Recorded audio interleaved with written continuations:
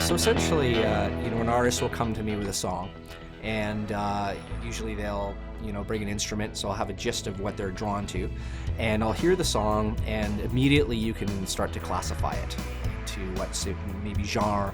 I'll ask them what their favorite bands are, and so on, because the artist, of course, has to be along for the ride. Some people ask me to produce, sometimes I co-produce, and then I've engineered earlier on. But so for producing solely, essentially what you're doing is you're taking the song and you're trying to enhance it.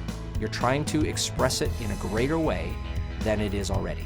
So some songs, you play something from John Prine, you don't have to do a lot with that kind of stuff, or Dylan, sit around a campfire with a guitar, you can pretty much nail that type of feeling. And then there's other ones where, you could take an extreme, like Radiohead. They go to incredible lengths in their production. And so you need to define what that is with the person, with the artist that is creating that. So then you start to map out, and you start to come up with some sort of image or concept of what that song should be. And then as you start to lay it out in your mind, you start substituting in instruments. What are the instrumentation that are going to express those particular things? Instruments are unto themselves, they sound nice, but they have to work together with the song. So there's also things that you have to pay attention to with frequencies. For example, like a drum kit, to use a nutshell, is designed to hit all the different frequencies. You've got a kick drum for the bass, and a snare drum sort of for the upper mids.